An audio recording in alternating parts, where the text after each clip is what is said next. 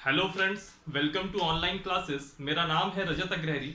आज का जो ये एमपीपीएससी के जो शाम को 6 बजे वाला ये बैच चल रहा है, इसमें हम लोगों ने शुरुआत में देखा था संवैधानिक संस्थाओं के बारे में, कॉन्स्टिट्यूशनल बॉडीज के बारे में। अब बारी आती है सांविधिक संस्थाओं की। कुछ सांविधिक संस्थाएं हम देख चुके हैं, कुछ बची हुई है। लास्ट क्लास में हम लोगों ने देखा था केंद्रीय सूचना आयोग, सेंट्रल इंफॉर्मेशन कमीशन, सीआईसी। आज की क्लास में हम लोग देखेंगे केंद्रीय सतर्कता आयोग, सेंट्रल विजिलेंस कमीशन, जिसको हम शॉर्ट फॉर्म में कहेंगे सीवीसी। दरअसल क्या है, हमारे देश में जो भ्रष्टाचार है शुरू से ही था, बड़े पैमाने पर था, पहले भी था, आज भी है। कई बार कुछ न्यूज इसकी कम आती है तो कई बार इसकी न्यूज ज्यादा आती है। छोटे स्तर से लेकर के बड़े स्तर तक भ्रष्टाचार रहा। तो हुआ क्या, भ्रष्टाचार को रोकने के लिए एक समिति बनाई गई। भारत सरकार ने 1962 में भ्रष्टाचार निवारण समिति का गठन किया था। इस समिति का मेन उद्देश्य यह था कि कुछ ऐसे प्रावधान किए जाएं, कुछ ऐसी एक व्यवस्था तैयार की जाए जिसके माध्यम से भ्रष्टाचार पे अंकुश लगे।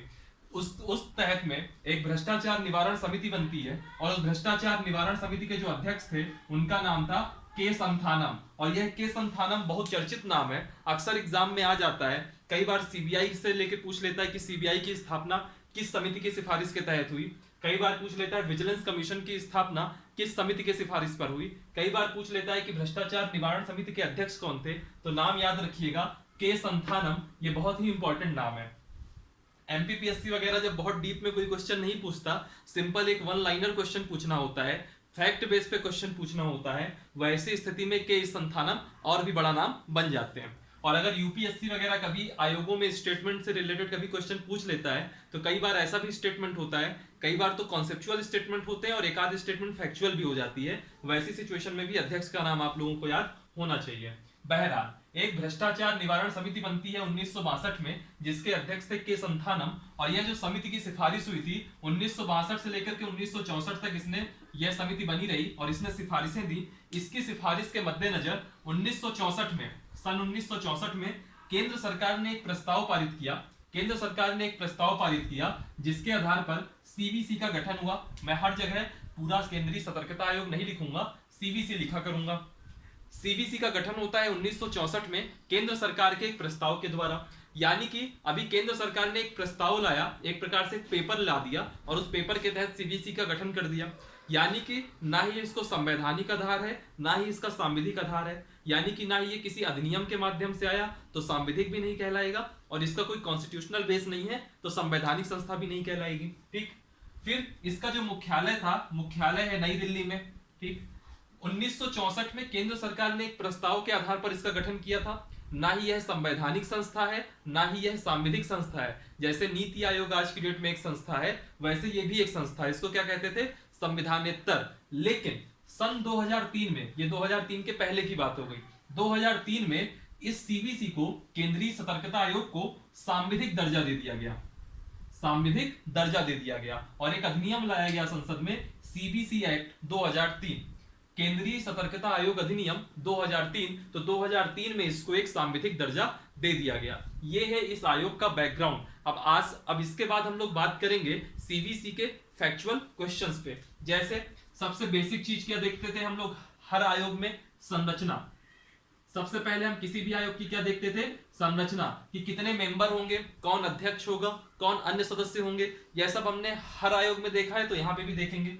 तो इसकी जो संरचना होती है, इसमें एक अध्यक्ष होता है, एक अध्यक्ष होगा और कुछ दो जो है अन्य मेंबर होंगे, कुछ और भी मेंबर होंगे जिनको हम सदस्य कहेंगे। इनकी संख्या कितनी होगी और इनको किस नाम से जाना जाएगा उसको देखिएगा। जो भी इस सीवीसी का अध्यक्ष होगा, जो भी इस सीवीसी का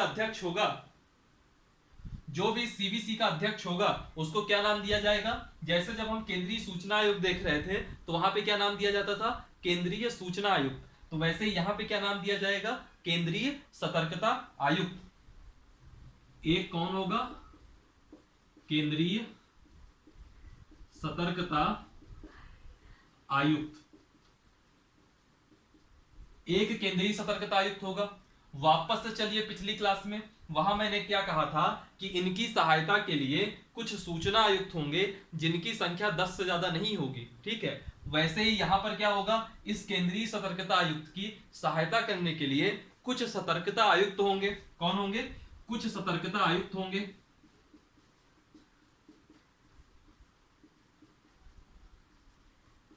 ठीक, सूचना आयुक्त में क्या कंडीशन थी कि संख्या 10 से ज्यादा नहीं होनी चाहिए, और यहां पे क्या कंडीशन है, सूचना आयुक्त होंगे जिनकी संख्या 2 से अधिक ना हो।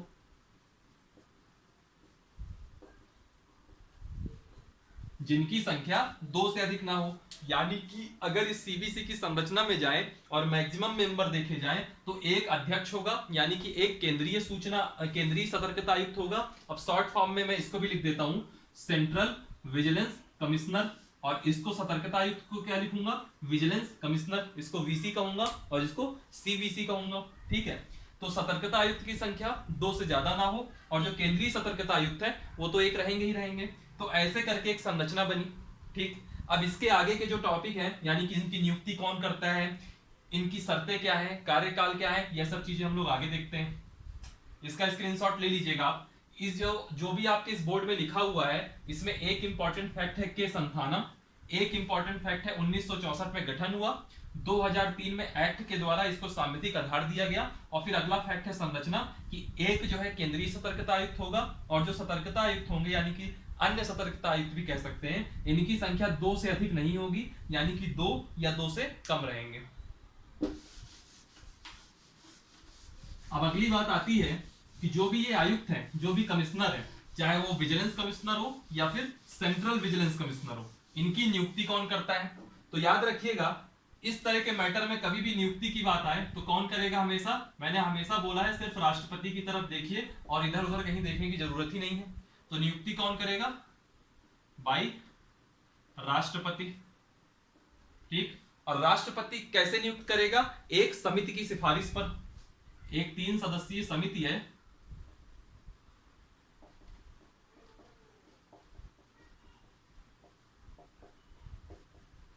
तीन सदस्यीय समिति की सिफारिश पर राष्ट्रपति नियुक्ति करेगा। और जो ये 3 सदस्यीय समिति होगा, इसमें कौन कौन मेंबर होंगे, सबसे पहला मेंबर होंगे प्रधानमंत्री,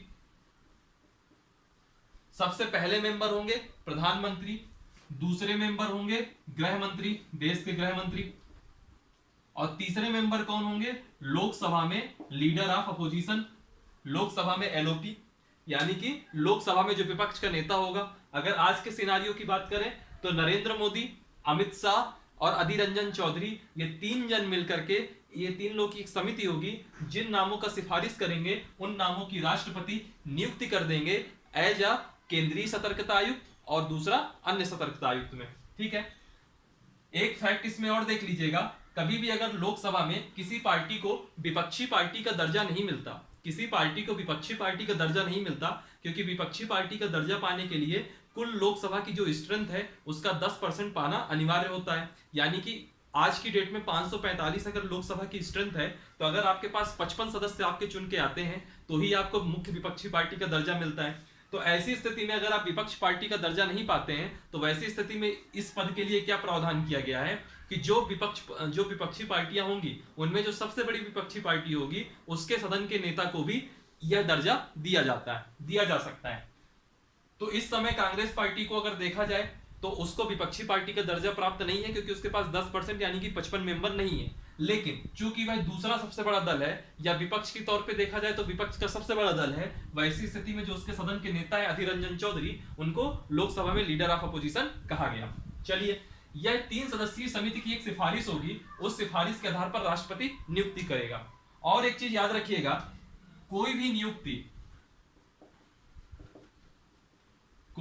नियुक्ति रिक्ति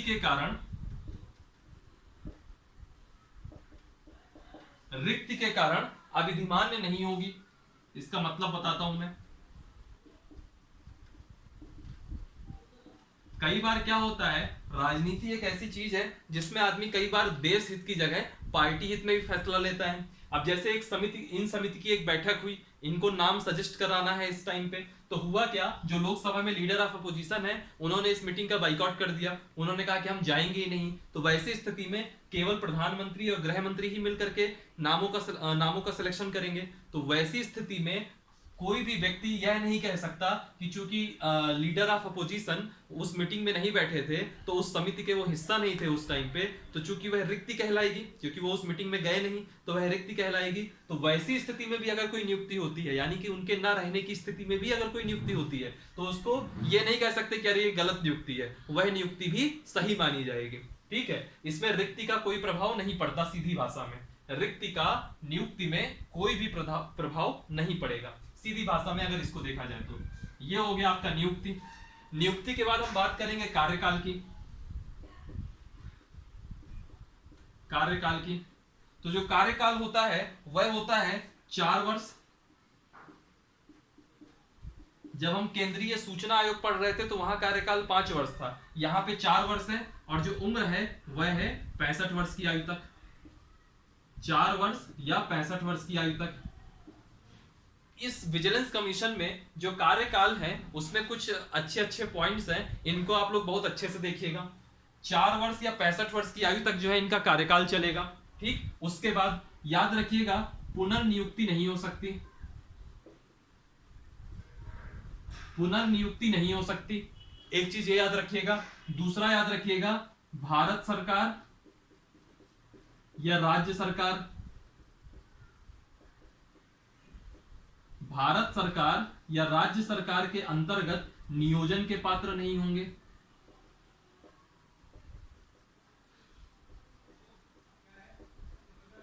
भारत सरकार या राज्य सरकार के अंतर्गत ये नियोजन के पात्र नहीं होंगे। यानी कि अगर मैं विजिलेंस कमिश्नर बन जाता हूं, वैसी स्थिति में जिस दिन मेरा रिटायरमेंट होगा उसके बाद फिर मुझे किसी और पद के लायक मैं नहीं कहलाऊंगा। भारत सरकार या राज्य सरकार के अंतर्गत मुझको किसी भी प्रकार का नियोजन नहीं प्राप्त होगा और मेरी पुनर्नियुक्ति भी नहीं हो सकती। ठीक है, और ये पुनर्नियुक्ति में किसकी बात कर रहा हूं, ये मैं बात कर रहा हूं सीबीसी की, यानी कि केंद्रीय सतर्कता आयुक्त की। ठीक, अब बात हो रही है कि सतर्कता आयुक्त, केंद्रीय सतर्कता आयुक्त की पुनर्नियुक्ति नहीं हो सकती, मान लिया। सतर्कता आयुक्त का क्या, तो सुनिएगा, जो सतर्कता आयुक्त है, सतर्कता आयुक्त को केंद्रीय सतर्कता आयुक्त के रूप में नियुक्त किया जा सकता है। इसको मैं वापस से रिपीट कराऊंगा। ठीक, नियुक्त किया जा सकता है, लेकिन उस व्यक्ति का या उसका कार्यकाल सतर्कता आयुक्त साथ में केंद्रीय सतर्कता आयुक्त दोनों का मिलाकर के 4 वर्ष से अधिक नहीं हो सकता।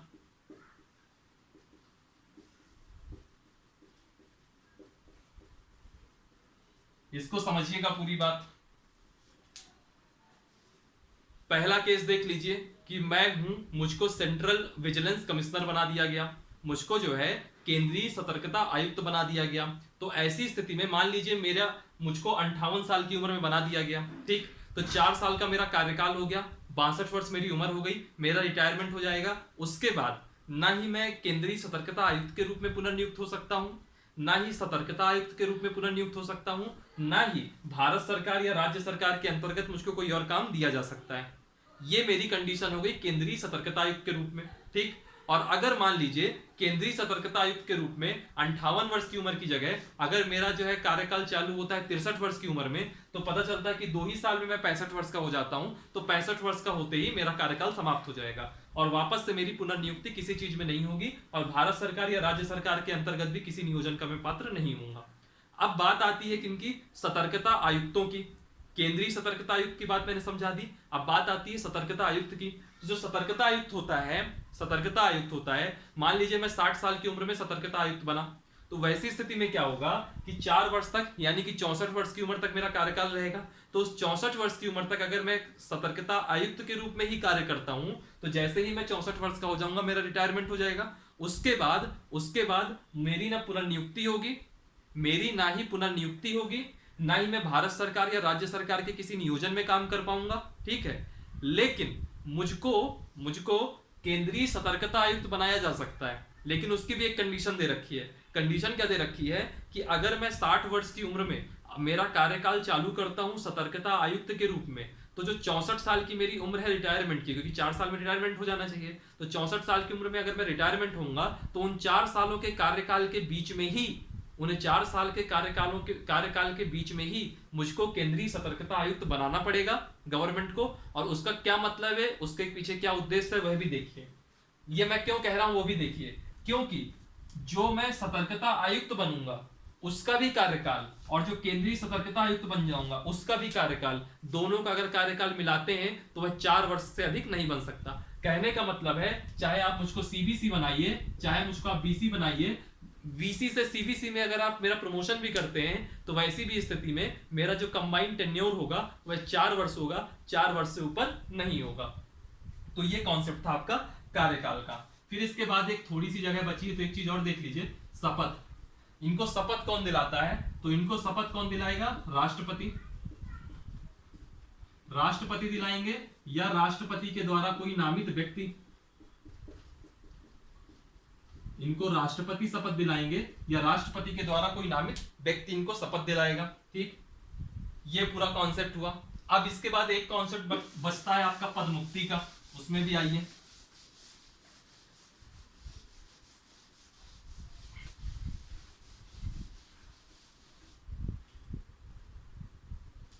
अगला कॉन्सेप्ट आता है आपका पद मुक्ति का। मान लीजिए केंद्रीय सतर्कता आयुक्त या कोई भी सतर्कता आयुक्त है, उनको इस्तीफा देना है, रिजाइन करना है, तो इस्तीफा वह किसके नाम पे करेंगे, राष्ट्रपति के नाम पर। राष्ट्रपति के नाम पर वह कभी भी इस्तीफा दे सकते हैं, ठीक। और मान लीजिए कभी राष्ट्रपति को इनको हटाना हुआ तो याद रखिएगा, राष्ट्रपति कभी भी हटा सकता है विभिन्न आधारों पर। और जो यहाँ पे आधार होंगे वह अभी तक सब जगह कॉमन थे, पिछली सारी क्लासेस में कॉमन थे, वही आज भी होंगे। कौन कौन से आधारों पर राष्ट्रपति हटा सकता है, पहली कंडीशन या तो दिवालिया हो। दिवालिया हो, दिवालिया का मतलब क्या हो गया, टोटल लायबिलिटी ज्यादा हो गई और टोटल असेट कम है, वैसी स्थिति में बैंक आपको दिवालिया घोषित करेगा, उस आधार पर राष्ट्रपति हटा सकते हैं। दूसरा, लाभ का पद ग्रहण कर लिया हो, यानी कि जो आपका क्षेत्राधिकार है काम करने का, उसको उसका दायरा तोड़ करके आपने कुछ ऐसा काम कर लिया और उसके बदले में आपको कुछ पैसा भी मिला, तो वैसी स्थिति में हम कहेंगे कि आपने लाभ का पद ग्रहण किया। तीसरा, अगर राष्ट्रपति को यह लग जाए कि यह व्यक्ति शारीरिक या मानसिक रूप से अक्षम है, शारीरिक या मानसिक रूप से अक्षमता हो गई, तो वैसी स्थिति में भी राष्ट्रपति आपको हटा सकता है। और एक चीज याद रखिएगा कि कभी ऐसा हो जाए कि न्यायालय ने आपको किसी ऐसे मामले में आपको दोषी ठहरा दिया है कि जिसमें राष्ट्रपति को यह लगे कि यह नैतिक रूप से पतन का काम है, यानी कि नैतिक पतन हो जाए आपका, वैसी स्थिति में राष्ट्रपति हटा सकता है। और पांचवा पॉइंट है साबित कदाचार। साबित कदाचार, साबित कदाचार का मतलब होता है संविधान का उल्लंघन। साबित कदाचार का मतलब होता है संविधान का उल्लंघन। और कभी अगर ऐसी सिचुएशन होती है तो इस मामले की जांच कौन करेगा, मामले की जांच सुप्रीम कोर्ट करेगा और फिर सुप्रीम कोर्ट की सलाह पर राष्ट्रपति हटाएगा।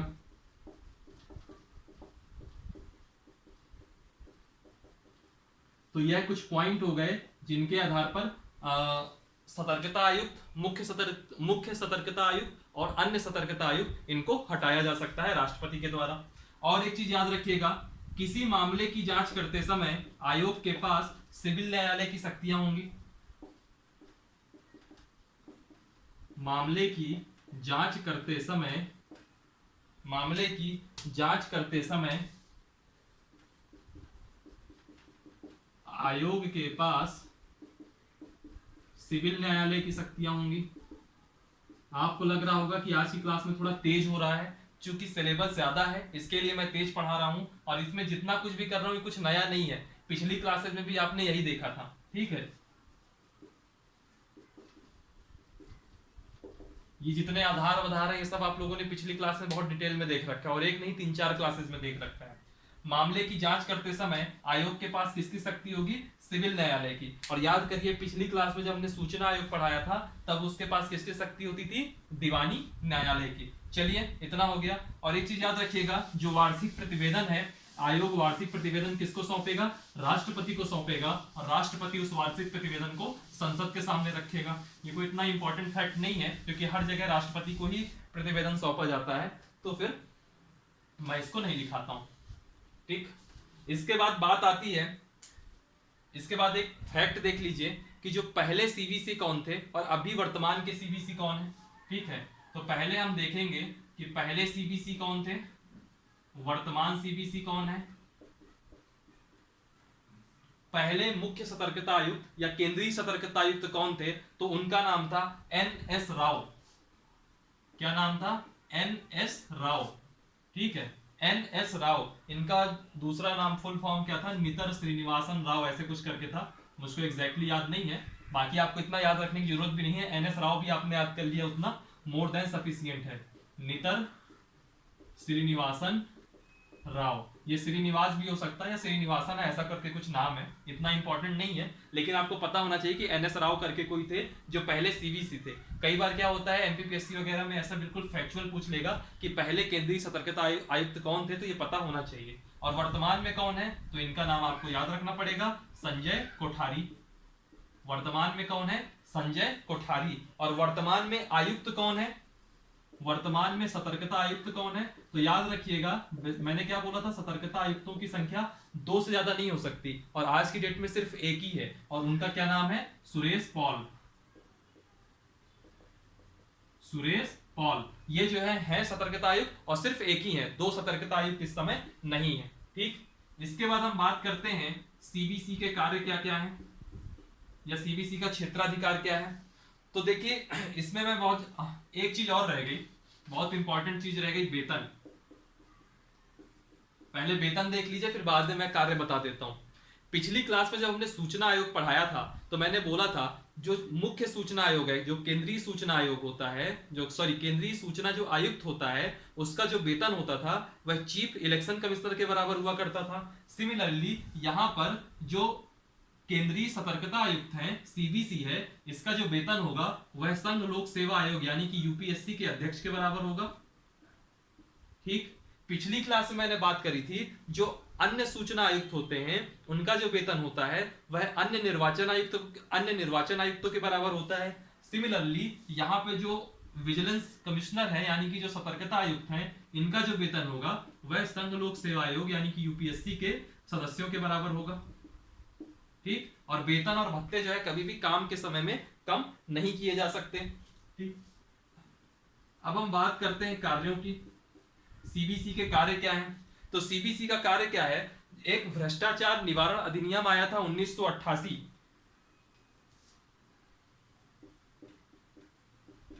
भ्रष्टाचार निवारण अधिनियम 1988।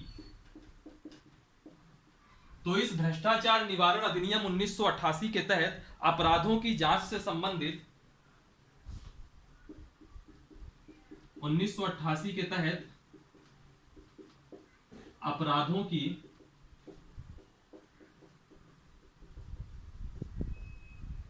की जांच से संबंधित दिल्ली विशेष पुलिस स्थापना, या सीधे तौर पे मैं लिख देता हूं सीबीआई, या फिर लिख देता हूं पूरा ही पहले,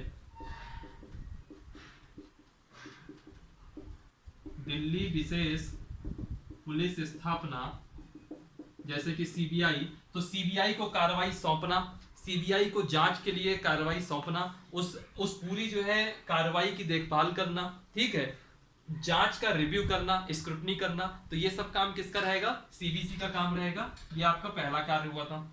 दूसरा काम क्या होगा कि जो सीबीसी होती है, इस सीबीसी की सिफारिश पर, जो ये सीबीसी है इसकी सिफारिश पर इन्फोर्समेंट डायरेक्टरेट यानी कि ईडी, जिसको हम लोग क्या कहते हैं, प्रवर्तन निदेशालय। आप लोग अक्सर न्यूज वगैरह में सुनते होंगे कि आज इस जगह पे ईडी ने रेड मारी, है ना, अक्सर आप लोग सुनते होंगे ईडी की रेड पड़ी, तो वही ईडी की बात हो रही है, इन्फोर्समेंट डायरेक्टरेट यानी कि प्रवर्तन निदेशालय। तो प्रवर्तन निदेशालय के जो निदेशक की नियुक्ति होती है वह भी सीबीसी की सिफारिश पर होती है। ईडी के निदेशक की नियुक्ति करना।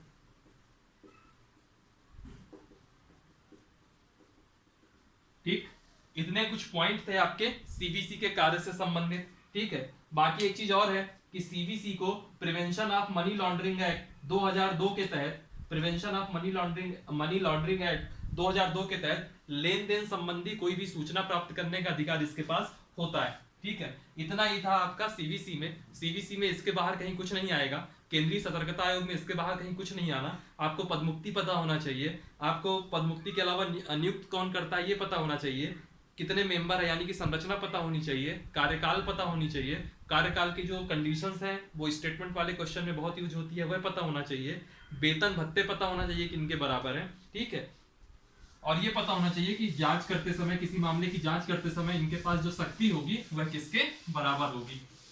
तो इसकी शक्तियां किसके बराबर है? तो इसकी शक्तियां सिविल न्यायालय की शक्तियों के बराबर रहेगी। अब अगला टॉपिक आता है central bureau of investigation, CBI, केंद्रीय अन्वेषण ब्यूरो। इसकी भी हम बात कर लेते हैं। केंद्रीय अन्वेषण ब्यूरो यानी कि सीबीआई की जो स्थापना हुई थी 1963 में गृह मंत्रालय के एक संकल्प के द्वारा हुई थी। 1963 में होम मिनिस्ट्री के एक संकल्प के द्वारा सीबीआई की स्थापना हुई थी और बाद में सीबीआई को जो कार्मिक मंत्रालय होता है डीओपीटी, कार्मिक मंत्रालय में स्थानांतरित कर दिया गया। बाद में सीबीआई को कार्मिक मंत्रालय में स्थानांतरित कर दिया गया। 1963 में इसकी स्थापना हुई थी। और याद रखिएगा, जो सीबीआई की स्थापना हुई थी वह किसकी अनुशंसा पर हुई थी? यह संथानम समिति की अनुशंसा पर हुई थी। संथानम समिति की अनुशंसा पर। अभी हमने थोड़ी देर पहले ही संथानम समिति समझा है। उसी संथानम समिति की एक अनुशंसा थी जिसके आधार पर सीबीआई की स्थापना हुई। और इसकी स्थापना कैसे हुई? 1963 में गृह मंत्रालय के एक संकल्प के द्वारा हुई, जो कि बाद में कार्मिक मंत्रालय को सौंप दिया गया। अब सवाल उठता है कि इसको ये कैसा निकाय है? तो याद रखिएगा, यह वैधानिक संस्था नहीं है। इसके लिए ना कोई एक्ट आया है आज तक, ना कुछ आया है। तो सवाल उठता है कि अगर यह वैधानिक या संवैधानिक संस्था नहीं है तो इसको शक्ति कहां से मिलती है? तो इसको दिल्ली पुलिस अधिनियम 1946, इसे जो शक्ति मिलती है दिल्ली विशेष पुलिस अधिष्ठान अधिनियम 1946 से सीबीआई को शक्तियां मिलती हैं।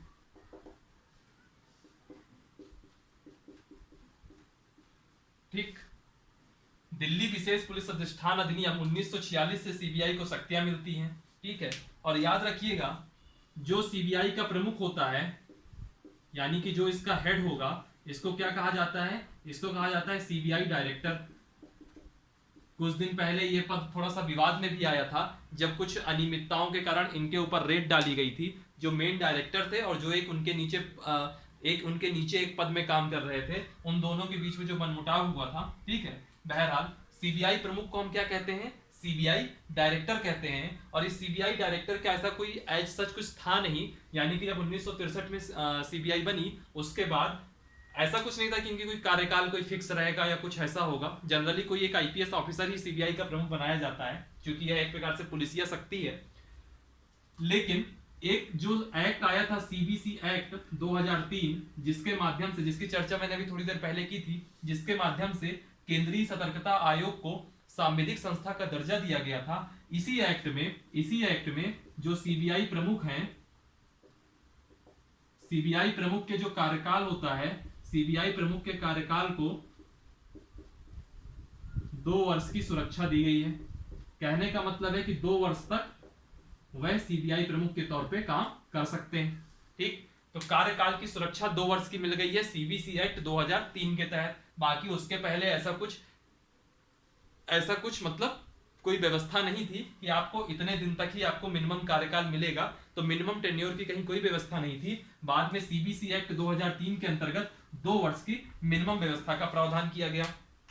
ठीक, और इनकी जो नियुक्ति होती थी, तो इनकी जो नियुक्ति हुआ करती थी पहले ऐसा था कि जिसको सरकार को लग जाता था कि इस आईपीएस, जो सरकार के पक्ष में जो आईपीएस अपनी धाक जमवा लेता था, उसी को सरकार सीबीआई प्रमुख के रूप में नियुक्त कर देती थी। लेकिन बाद में लोकपाल और लोकायुक्त एक्ट आया,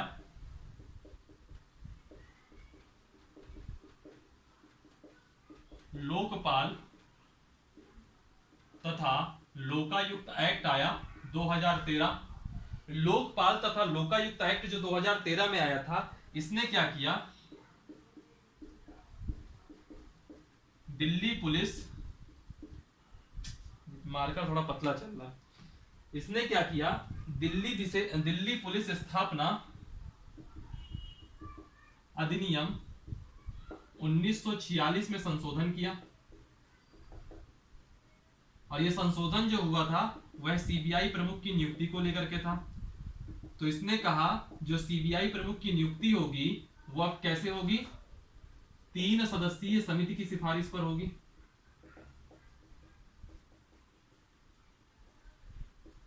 सीबीआई प्रमुख की जो नियुक्ति होगी वह 3 सदस्यीय समिति की सिफारिश पर होगी।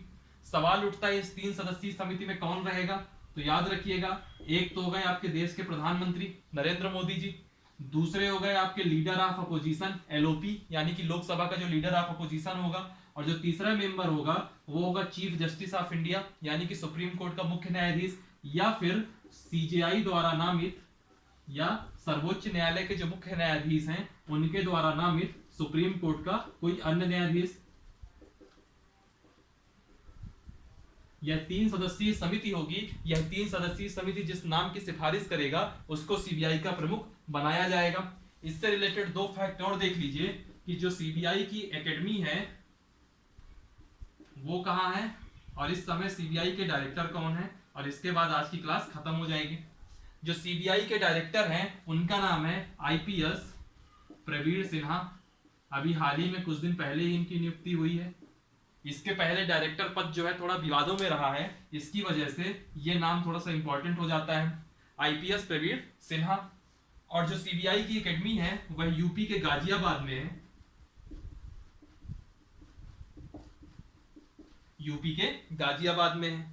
तो आज हम लोगों ने सतर्कता आयोग भी पढ़ लिया, सीबीआई भी पढ़ लिया। चूंकि सीबीआई इसी का पार्ट है, हालांकि ये सिलेबस में नहीं दिया हुआ, फिर भी हमको इसके बारे में पता होना चाहिए क्योंकि उसी से रिलेट करता है। और सीबीआई एक महत्वपूर्ण संस्थान भी है हमारे देश का, जिसके बारे में जानना बहुत आवश्यक है। ठीक है, चलिए फिर आज की क्लास में इतना ही करते हैं। सामाजिक संस्थाओं से रिलेटेड 2 वीडियो अभी और आएंगे, एक आएगा एनजीटी का और एक आएगा खाद्य संरक्षण आयोग का, और उसके बाद ये टॉपिक पूरे आपके सामाजिक संस्थाओं वाला खत्म हो जाएगा। चलिए फिर आज के लिए इतना ही करते हैं। वीडियो को लाइक कीजिएगा, कमेंट कीजिएगा, कहीं कोई फैक्चुअल अगर मिस्टेक हो गई हो तो उसको आप यहाँ पे कमेंट बॉक्स में जाकर के कमेंट कर सकते हैं, जिसको मैं खुद ही हाईलाइट करूंगा, और कुछ गलती होगी तो उसको फिर सुधार लिया जाएगा। डिस्क्रिप्शन बॉक्स में टेलीग्राम की लिंक दी हुई होगी, उसको जरूर ज्वाइन कीजिएगा। आज के लिए इतना ही करते हैं। हंसते रहिए, पढ़ते रहिए। Thank you for watching, thank you so much.